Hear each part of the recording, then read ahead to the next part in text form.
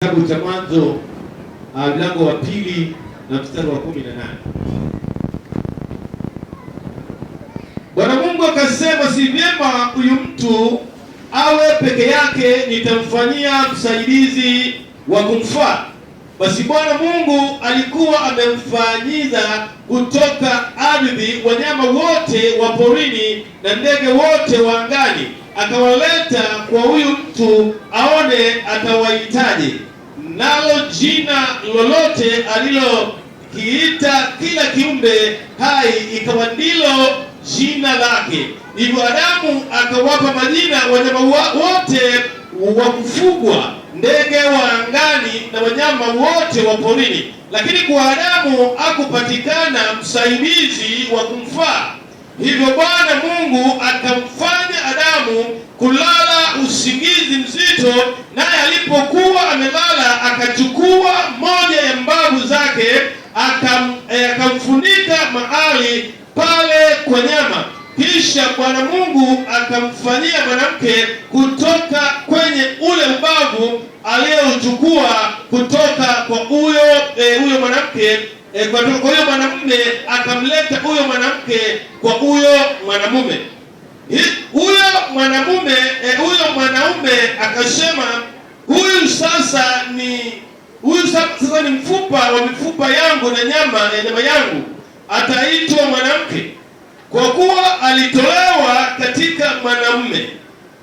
Kwa sababu hili mwanamume atamwacha baba yake na mama yake na kuambatana na mkewe, nao watakuwa mwili mmoja.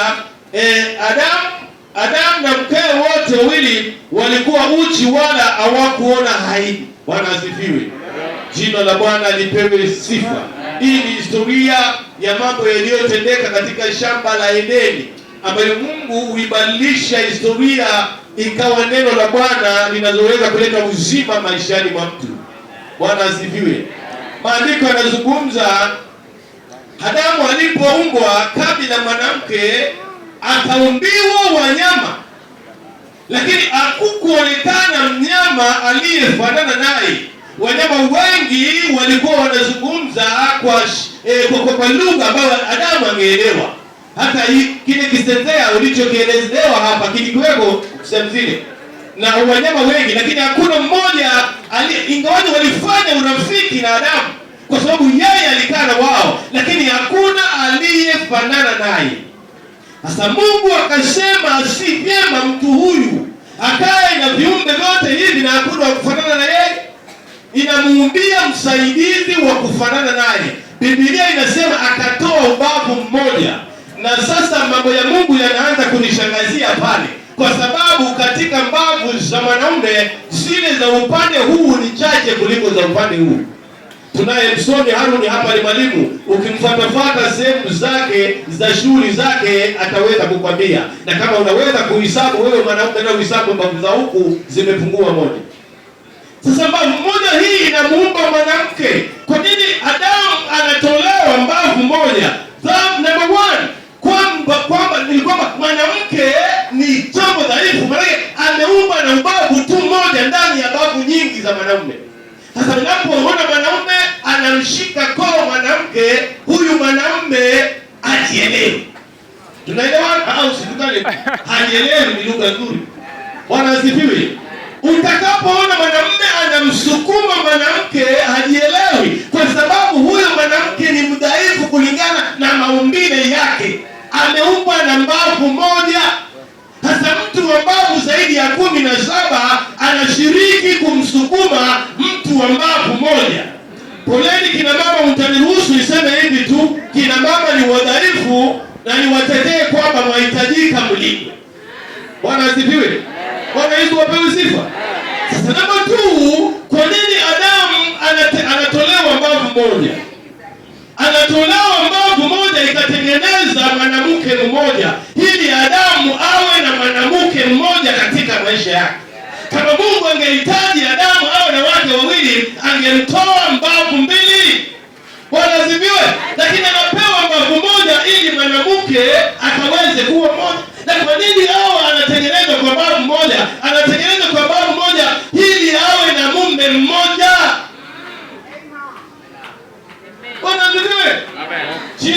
lipewe sifa. Amen. Sasa Biblia inasema ya kwamba Mungu ataona hakuna wa kufanana na Adamu, akamtengenezea msaidizi. Wanyama walikuwepo wa sura nzuri. Bwana ndiwe. Ndugu Shefan amekuwa na marafiki wengi. Naposema marafiki si wa kike, hata wanaume amekuwa nao. Lakini hakuna aliyefanana na huyu, kwa sababu hawakulishwa kiapo na hao wengine. Huyu ni wa kitofauti. Amen. Huyu ni wa dhati. Bwana ndiwe. Huyu ni wa dhati. Si kitu cha kupatikana rahisi. Maana wengine wamekuwa na wao wote, hakuna aliyefanana naye. Ndipo leo ametukusanya hapa kwa sababu amepata chombo. Wale wengine wote marafiki aliyokuwa nao hawastahili, kwa sababu leo ndio amepata rafiki wa kweli. Mungu akasema nitamfanyia mtu wa kufanana na yeye. Bwana asifiwe. Kuna hoteli moja nataka nikupe, inaitwa Neptune. Neptune, mwenye hoteli yoyote wa Neptune anaitwa Minari. Sasa katika lugha ya biashara yeye ni director. Alafu ana general manager anaitwa Kola, Mr. Kola. Hasa Mr. Kola ndio general manager, yeye ni msaidizi.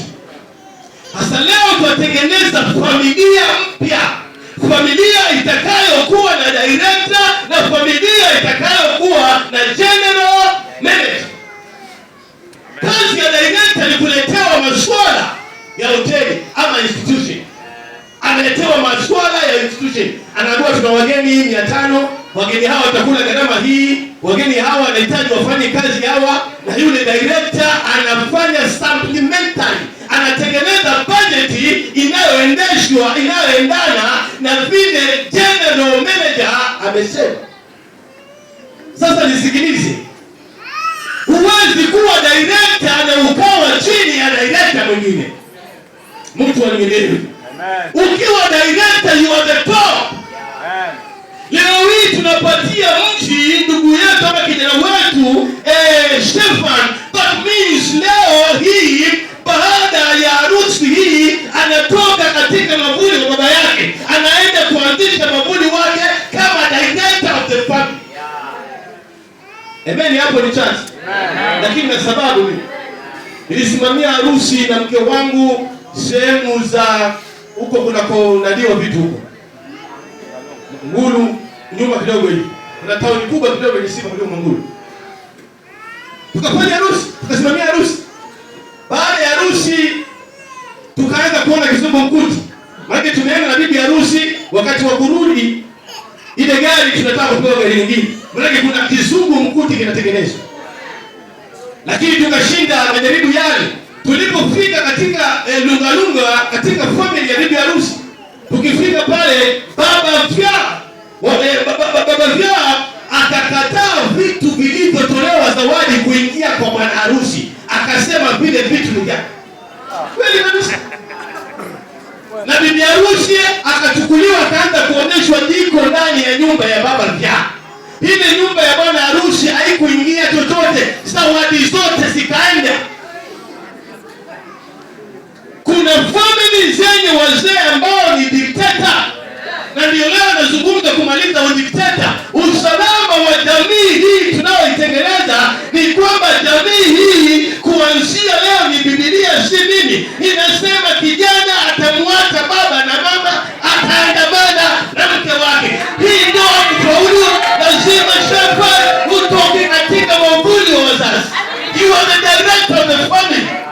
Na uwezi kuwa wewe ni protector wa jamii na kuna mtu mwingine anakuprotect. Unaweza kumsaidia. Unaweza kumsaidia. Siseme msisaidie wazazi, wasaidieni. Lakini nyinyi ni jamii na kufaulu kwa jamii yenu ni lazima mtakubali kwamba wewe ni the director of the family na mama yule yeye ni general manager. Sasa director naye anapoingia nyumbani kwake, maana ni mtu wa shughuli nyingi, akikaa chini kitu cha kwanza kuletewa ni chai. Director aletewi mahitaji ya institution kabla hajakunywa chai. Anameza chai. Na wewe general manager akimeza chai usikae sana. Ukimpelekea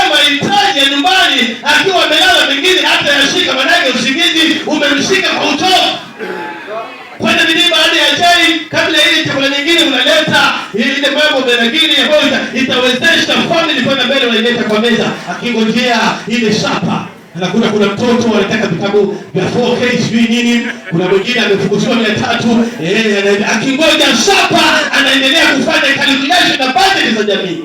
Yes. Marufuku general manager kuleta hesabu kwa meza na wewe director kuanza complaints, kwa sababu kazi yako wewe ni kutekeleza kile kimetengenezwa na general manager. Director si mtu mkubwa, si mtu wa kutetemeka, ataambiwa kula majani sema mimi na wewe mnapanda gamuzi hapa. Director ni mtu huyo amejipanga. Bwana asifiwe. Haleluya. Jina la Bwana lipewe sifa. Bibi harusi kuanzia leo wewe tunakuseparate na jamii yako. Bwana asifiwe. Niulizeni kwa nini? Niulizeni kwa nini? Niulizeni kwa nini? Jamaa mmoja akaoa msichana. Kakaa naye lakini yule mama yake alikuwa hataki. Akae pale. Akamuuliza mama itafanya nini toka hapa? Mama akamwambia kazi rahisi. Kazi rahisi. Akamwambia mpigie kimalawali. Akasema huko kimalawali kwa shilingi 10. Ni zamani si jana. Kimalawali akamwambia shilingi 10, akamwambia kimalawali shilingi 10, weka chumvi ya shilingi 20. Jamaa akaitoa kimalawali ya kiliki, kila kimeza sima inakwama kwa koo. Anamwambia mke wangu wewe ni mke mzuri sana. Hili tumbo langu lilikuwa na wadudu, minyoo inalialia, sasa nasikia imetulia.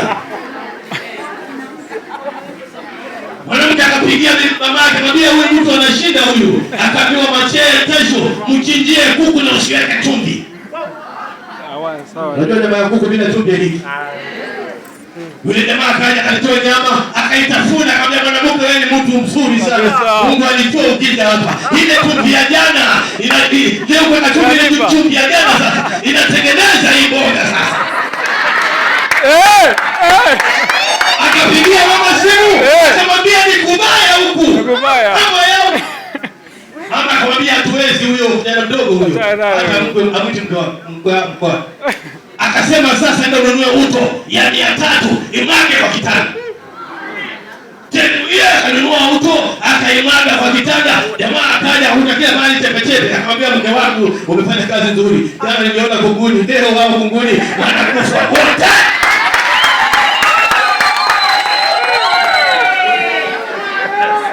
Bwana asifiwe. Haleluya. Yes. Nashukuru baba yangu waliposimama hapa, akasema wakati mwingine maneno hayaendi sawa, lakini wamejifundisha kutengeneza. Amen. Bibi harusi, nataka nikushauri mwanangu. Hawa watu leo tunakuoza hapa, unatoka mikononi mwao na usiende kwao kwa matatizo yao, na ukitaka sababu nakwambia sasa hawa wana matatizo yao. Hakuna ndoa iliyo salama, ndoa ni kuvumiliana. Hata hii ya baba kasisi ukifuatafuata haikosi msukosuko. Hata mimi na huyu mrembo tuna mambo yetu pengine wengine hayesa. Hata mchungaji Tuma mkifuatafuata na mami pale kuna mambo mengine hayaendi sawa. Lakini suluhisho si kwa wazazi, maana wao pia wana shida na ndoa zao. Sasa swali, huyu mtu ameolewa leo aende kwa nani? Mtu ambaye tunamruhusu aende kwake ni msimamizi wake. Maana alikubali kwamba mimi nitabeba jukumu la familia yangu na familia nyingine.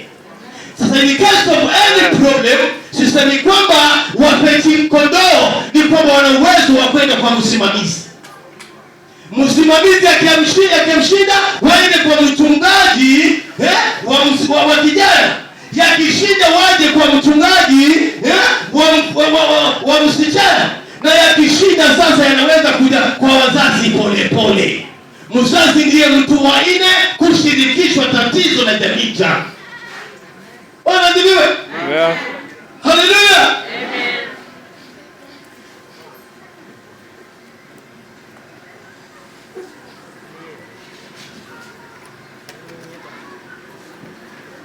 Jina la Bwana lipewe sifa. Yes. Natambua kanisa la Makongani kutulelea kijana ambaye kutuaibisha, amefikia kutufanikisha kwa shughuli kama hii. Ninashukuru kanisa na Dima pia kutulelea msichana ambaye ameweza kuipatia sifa mission na hata na kanisa. Bwana Yesu apewe sifa.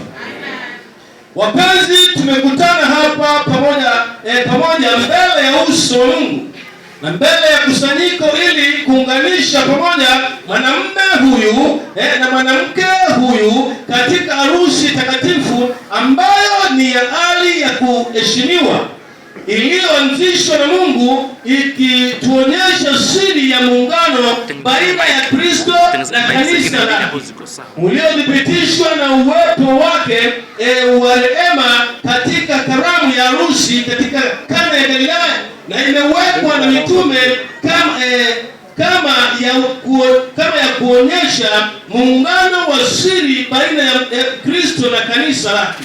Kwa sababu hiyo, si vizuri mtu yeyote aingie hali hii haraka au bila kufikiria vizuri, lakini kwa uangalifu na kumwogopa Mungu. Katika hali hii takatifu, watu hao wawili waliopo hapa wamekuja tuwaunganishe. Bwana asifiwe. Jina la Bwana lipewe sifa. Harusi sasa kuna kitu kinaitwa court injunction. Harusi zinakuwa publish siku 21 kwa register. Kwa hiyo kama kuna mtu ambaye unataka kupinga harusi ile, yeye anatakikana aende kwa register kuipinga, maana inakuwa publish 21 days. Hii harusi haijakuwa publish kumaanisha kuna mtu anaenda kuipinga. Bwana asifiwe. Sasa mimi kama kasisi nimechunguza, imeweza kutimisha vigezo vyote vya harusi halali. Hakuna vingine hapa. Bwana asifiwe. Imeweza kuhitimisha vigezo vyote vya kiserikali, vya kitamaduni na vya kanisa. Kwa hivyo ni harusi ambayo inakubalika. Swala tu pengine katika watu ambao wanakubali, serikali ishakubali, jamii wamekubali, kanisa limekubali. Kama kuna mtu anaweza kubadilisha shughuli hii, ni maharusi wenyewe. Halo? Ni maharusi wenyewe. Bwana asifiwe. Sasa ningeomba wasaidiwe kipaza sauti. Bwana harusi apewe kipaza sauti. Mwingine amelala jana. Unajua siku hizi kuna unabii mwingi. Akapata unabii ama akatembelewa ni nabii, akatatizwa, atuambie harusi ipo ama hakuna. Maana huyo tu ama mbibi harusi ndio anaweza kuirisha harusi hii. Kwa hivyo tumuulize bwana harusi hii pengine kuna sababu yoyote iliyokutokezea? Maana jana niliacha uko sawa, pengine leo kufikia sasa unataka kuibadilisha, ni iko ama hakuna? Harusi iko sana. Makofi mazuri.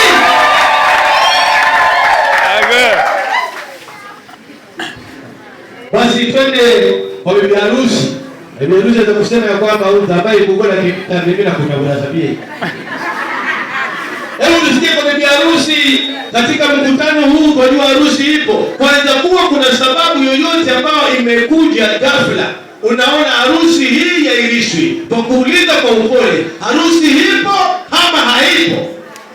Harusi ipo na itaendelea. Makofi mazuri.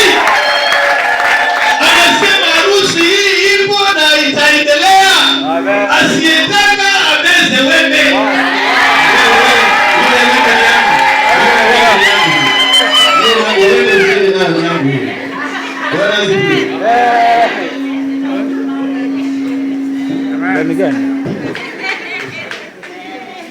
Bwana asifiwe. Basi kwa sababu harusi ni muungano wa kanisa na Kristo, so tunapoingia ni vizuri kuingia kwa kumwogopa Mungu. Bwana Yesu apewe sifa. Kwa sababu wametudhibitishia harusi zipo, ningependa wakaweze kusimama na ikiwezekana watoke kwenye viti vyao waje tu mbele kidogo hapa. Wasimame tu wasikaribiane sana, maana bado mambo hayajakwenda through vile. Bado haina kidogo tu, lakini wasimame tu hapa. Tosha hapo. Sawa.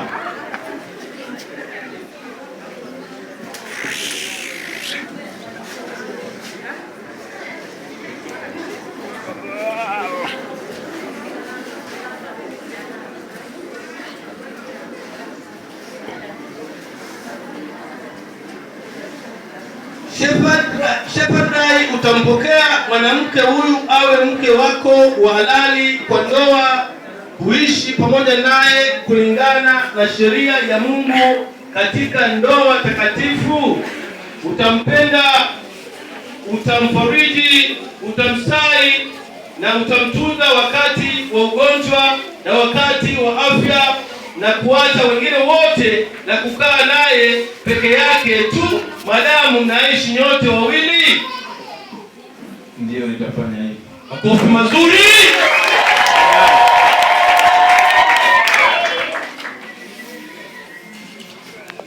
Shepherd, utampokea mwanamume huyu kuwa mume wako halali, kuishi pamoja naye kulingana na sheria ya Mungu katika ndoa takatifu. Utampenda, utamfariji, utamsai na kumtunza wakati wa ugonjwa na wakati wa afya, na kuacha wengine wote na kukaa naye peke yake tu maadamu mnaishi nyote wawili. Makofi mazuri. Wanasifiwe. Basi kwa sababu wameweza kutuhakikisha wataweza kufanya hivyo, mimi sina lingine. Watu hao ninawatuma kwa jamii zao. Nasikia wengine wanatoka Samburu, wengine wanatoka sijui mahali pengine hapo, sijui ni wapi. Ni shauri yao tu, mimi sina haja ya kujua sana. Basi wale wa Samburu waende, ningependa tu Shepherd aende kwa watu wa kwao, aje nao hapa